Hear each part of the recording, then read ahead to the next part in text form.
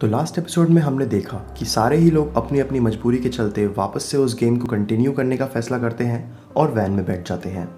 Police officer Juno गीहुन की van का पीछा करते हुए एक पोर्ट पर आ जाता है, जहां पर और कई सारी वैन सारे ही प्लेयर्स को शिप में बिठाकर उस आइलैंड पर ले जा रही थी। मौका देखकर जूनो भी एक वैन के नीचे छुपकर उस शिप पर आ जाता है। फिर स्टाफ के लोग सभी प्लेयर्स के ईयर्स को स्कैन करके उनका वेरिफिकेशन करते हैं और तभी जूनो उनमें से एक आदमी को पकड़ लेता है और उसे मारकर बेहोश कर देता है। वो उस स्टाफ मेंबर की ड्रेस को पहन लेता है और उसे अपनी ड्रेस पहनाकर अपनी आईडी उसकी जेब में डालकर पानी में फेंक देता है।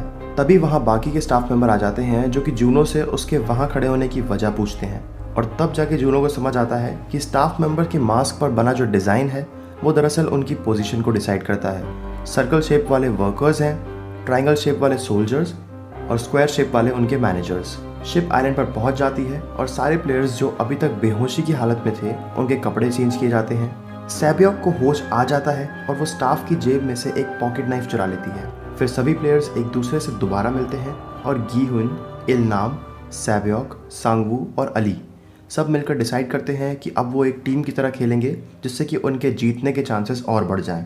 सिमिलरली जैंग भी अपनी टीम बनाने का सोचकर सैबियोक को अप्रोच करता है, मगर मिनियो उसे इंटरप्ट करती है और जैंग की टीम को ज्वाइन करने को कहती है। जैंग उसे अपनी टीम में लेने से मना कर देता है और उसकी बेइज्जती करके वहां से चला जाता है। काम खत्म होने के बाद सारे स्टाफ मेंबर्स को अपने अपने रूम में जाने को कहा जाता है तो जूनो नोटिस करता है कि सबके रूम्स में कैमरा लगे हैं और उन पर 24 घंटे निगरानी रखी जा रही है। रात को मिनियो एक स्टाफ से वॉशरूम जाने का बहाना करके सिगरेट पीने जाती है तो सैबियोक भी उसे ज्वाइन कर लेती है।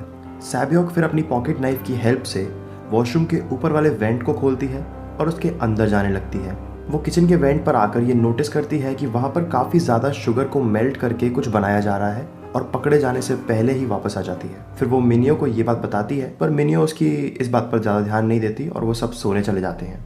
फिर अगले दिन सारे ही प्लेयर्स को ब्रेकफास्ट में ब्रेड और मिल्क दिया जाता है। गीहुन और बाकी सभी लोगों की बॉन्डिंग अच्छी हो रही थी, खासकर उसकी और इलनाम की।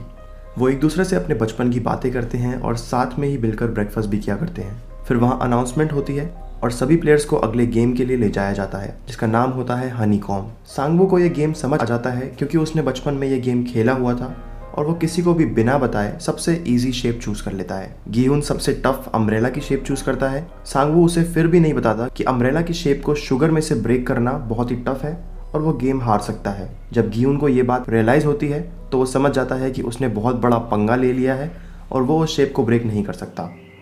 सांगवू और सैबियोक ट्रायंगल शेप चूज़ करते हैं, अली सर्कल शेप चूज़ करता है, जबकि इलनाम, जैंग और मिनियो को एक स्टार शेप क्रैक करनी होती है। गेम शुरू होता है और देखते ही देखते सांगवू, सैबियोक और अली तीनों ही अपनी अपनी शेप्स को बहुत ही ईजिली क्रैक करके नेक्स्ट राउंड तक पहुंच जाते हैं। दूसरी तरफ मिनियो शेप क्रैक करने के लिए एक लाइटर का यूज़ करती है। जिन लोगों से शेप्स ब्रेक नहीं होती या फिर वो उन शेप्स को तोड़ देते हैं, गार्ड्स उन सभी लोगों को मारना शुरू कर देते हैं। मिनियो भी चीटिंग से अपनी शेप को क्रैक कर देती है और पकड़ी भी नहीं जाती।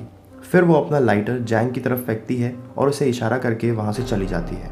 अब क्योंकि टाइम बहुत ही कम बचा था और गीहुन से उसकी शेप क्रैक नहीं हो रही थी तो वो एक ट्रिक का इस्तेमाल करता है।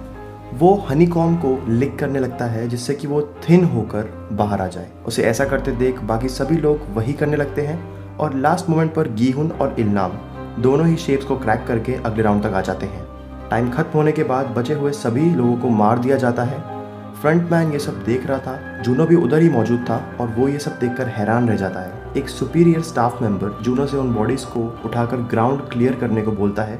तब एक प्लेयर एक मैनेजर से लड़ने लग जाता है और उससे अपना मास्क हटाने को बोलता है। तब वो प्लेयर ये देखकर हैरान रह जाता है कि वो स्टाफ मेंबर बस एक यंग लड़का है और फिर वो गिल्ट में आकर खुद को ही शूट कर देता है। फिर फ्रंटमैन वहाँ आकर उनसे कहता है कि किसी भी स्टाफ मेंबर को अपना फेस शो करने की परमिशन नहीं है और फिर वो उस लड़के को गन से शूट कर देता है और मार देता है। फिर जूनो अपना मास्क उस सुपीरियर स्टाफ मेंबर के मास्क से एक्सचेंज कर लेता है। सभी प्लेयर्स को वापस उनके रूम में लाया जाता है, लेकिन नंबर 111 प्लेयर को, जो कि एक सर्जन था, उसे कुछ स्टाफ के लोग एक अलग रूम में ले जाते हैं जहाँ पर वो लोग डेड बॉडीज़ के ऑर्गन निकाल कर उन्हें आगे बेचने का प्लान कर रहे थे और बदले में वो लोग नंबर 111 को बताते हैं कि अगला गेम कौन सा होने वाला है जिससे कि वो उसे आसानी से जीत जाए। अब बस 108 प्लेयर ही बचे हैं और बाकी सारे ही प्लेयर को पिछले गेम में मार दिया गया है।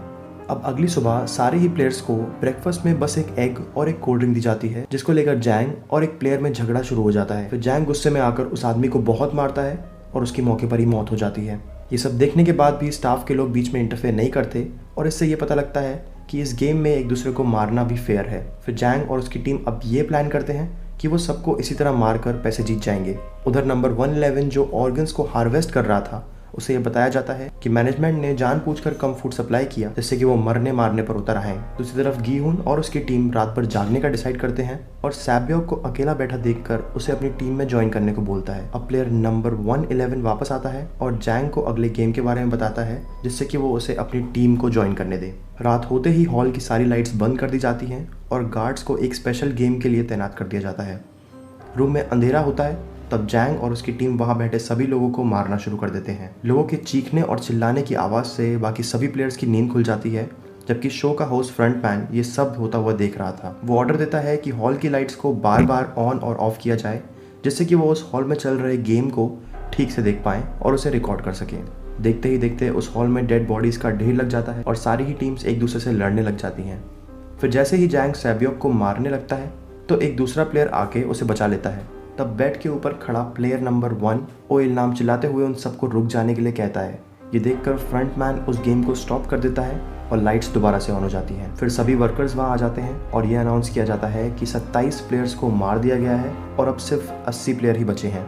फिर वहां से उन सभी की डेड बॉडीज़ को ले जाकर फर्नेसेस में जला दिया जाता है। जैसे ही माहौल शांत होता है तब गीहुन और बाकी सभी प्लेयर्स एक दूसरे को इंट्रोड्यूस करते हैं और अपना अपना नाम बताते हैं। वो लोग अब तक एक दूसरे को नंबर से ही बुला रहे थे। दूसरी तरफ मिनियो और जैंग वॉशरूम में जाकर एक दूसरे के साथ मेकआउट कर रहे थे। अगले दिन थर्ड गेम की अनाउंसमेंट होती है और सभी प्लेयर्स को 10-10 की टीम बनाने का ऑर्डर दिया जाता है। जैंग को अगले गेम के बारे में ऑलरेडी पता था, तो वो सबसे स्ट्रॉन्ग और वेल बिल्ट लोगों को इकट्ठा करने में लग जाता है, क्योंकि अब जो गेम खेला जाने वाला था उसका नाम था टग ऑफ वॉर। इस गेम के रूल सिंपल हैं। टीम ए और टीम बी दोनों ही रस्सी के 2 कॉर्नर्स को पकड़ेंगी और अपोजिट टीम को अपनी तरफ लाने की कोशिश करेंगी। फिर जो टीम इस गेम को हार जाती है वो सभी प्लेयर्स ब्रिज से नीचे गिरकर मार दिए जाएंगे।